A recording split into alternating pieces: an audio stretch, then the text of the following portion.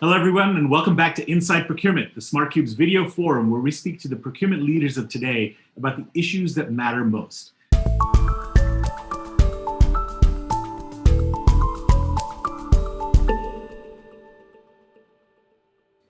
In this series of videos, we're speaking with Paul Coppens. Paul has had a long and storied career with J&J and has now launched his own firm, 4PX Consulting. So in the first couple of videos, we talked about procurement in 2020 and 2021. In the second video, we talked about category management. And in today's video, we're going to tackle probably one of the most prominent issues that we hear about today in procurement circles, and that is risk. So Paul, welcome back to the video. Thank you, Omer. Very excited again. So let's dive right into this topic. So as I said, risk has really become it's a major topic in 2020, but it's been one that's been around for a long, long time. I mean, we've been talking about this topic of risk and procurement risk and supply chain risk, gosh, since the Great Recession back in 2008, 2009. Why do you think companies have been hesitant to implement rigorous risk programs in the past? Again, an excellent question, and I believe it is the same thing with any major process you want to set up in a company, whether it's risk, SRM, price management, or reliability management. It comes to having a good system, preferably automated, that captures all the relevant data that you need to set up a good risk profile for your supplier base. And that's the most difficult part. In the past, bits and pieces have been put together. Lots of it was done in separate files, Excel sheets that then were shared over SharePoints. We all know what happens with this. People come and go, and in the end, nobody clearly knows or even remembers how things were working. Again, here, the importance of a proper playbook is critical. And linked to that, even the right organization and the tools, because otherwise it's not sustainable to keep the momentum. I believe that's where probably things went wrong for many companies. And the same for the larger ones. Don't get me wrong, it's not only the small ones. You need to invest in the correct setup and also in the systems to maintain it. Ideally, a cloud-based system capturing all the data you want to track, it needs to be maintained. You can imagine this system to have a huge amount of data that you need to sift through. To help define priorities, you may want to segment your supplier base first based on the finished good product segmentation of your company. What are my critical products and strategic products that I need to bring on the market? Start from those, take the bill of material and look at the materials and the suppliers that go into this, instead of trying to boil the ocean and trying to tackle everything at once, because you won't see the end of the exercise. Then take it further step by step and come to an overall enterprise-wide system. And depending on what is already available today, it will help define your starting point. But critical as well is to ensure your relevant stakeholders are involved. And we've talked about that in the past. They should be fully part of this. Having the right visibility on the risk profile of your supplier base is one thing, but getting the support in selecting the right suppliers and materials during the R&D phase is something that should come out of your risk profile. The outcome of this is the input during the definition of the right materials that go into your product development phase. It's all connected, in my opinion, and that's important to realize. No exercise that we are doing should be looked at separately. It's part of the larger scheme of things. This is also how you should try to sell this internally. It helps you to get there in the end.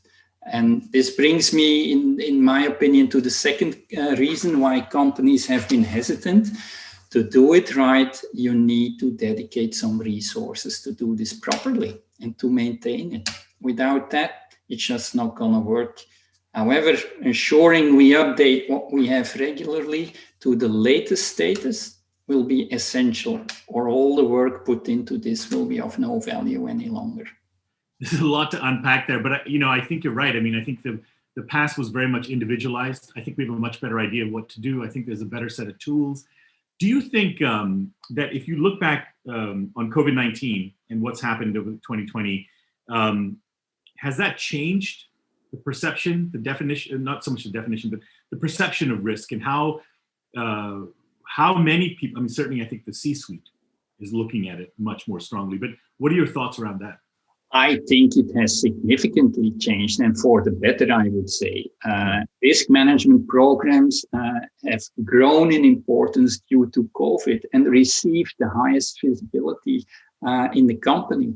A good practice that I've seen personally was really to have weekly operational updates on the situation of our major issues and the mitigation strategy that was linked to that. But the topmost critical items, those were escalated weekly as well, all the way up to CPO, CFO, and COO. And in my opinion, once COVID is over, this may be turned back, not having weekly meetings anymore, but for sure, the good things coming out of this, a nice escalation process will continue to exist. And I think this is great because other functional departments as such will be involved much earlier to tackle those problems. So I think it's a good thing what will come out of all of this. So clearly it's going to continue. Clearly there's going to be a focus on the issue of risk across the organization, and certainly for procurement, it remains important. In line with that, what do you think are some of the most critical parameters that will ensure that the risk program that's implemented stays implemented, that it's successfully implemented and that it endures? I think it all starts again by doing a good product segmentation. So not supplier materials, but really the products you bring on the market, put them into a grid with on the one axis, what's the importance in terms of trust mark of our company, or even in case of a healthcare company, the public health. Do we have available capacity enough? Do we have signature products that we really don't want to lose out on? And on the other axis, look at the financial impact to your company in case things go south.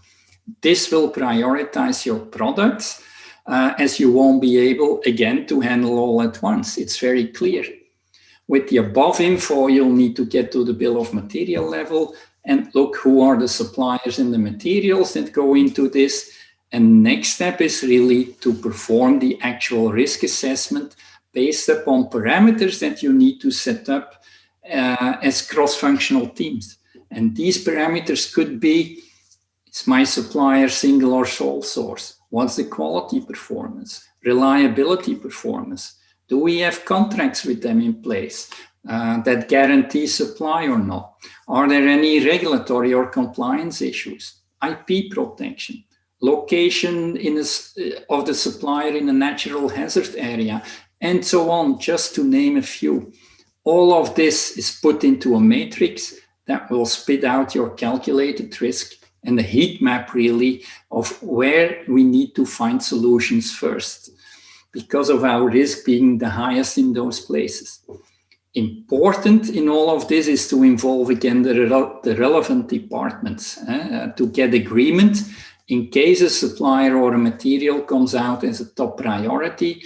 We really want to do something about it in a proactive manner, and that takes time and resources. We all know that in times of a crisis, you can push for certain things pretty fast in an organization. I've seen it happen many times. When a supplier is about to shut down, you need to take immediate action and you get it done. But this is a very reactive manner. You need to become proactive about it. And those necessary signals coming out of the risk program and the red flags will warn you way ahead in advance to take specific actions together with other functions part of your organization. Yeah, so many great points there. I mean, focusing on the most critical areas, diligence in the risk assessment, cross-functional involvement, that's a theme that's come up in every single conversation that we've had. And then that last point you made resonates strongly. We talk about it all the time when we speak with clients, and that is, look, it's not just about being reactive, it's about being proactive. It's about putting in the work up front to be able to really manage risk in a more holistic fashion and covering off both before you need to, and then of course when you need to as well. So fantastic perspectives, fantastic thoughts. Thanks so much, Paul, for that discussion on risk. That wraps up our video today, and we will be back with another video focused on the topic of supplier engagement. Thank you.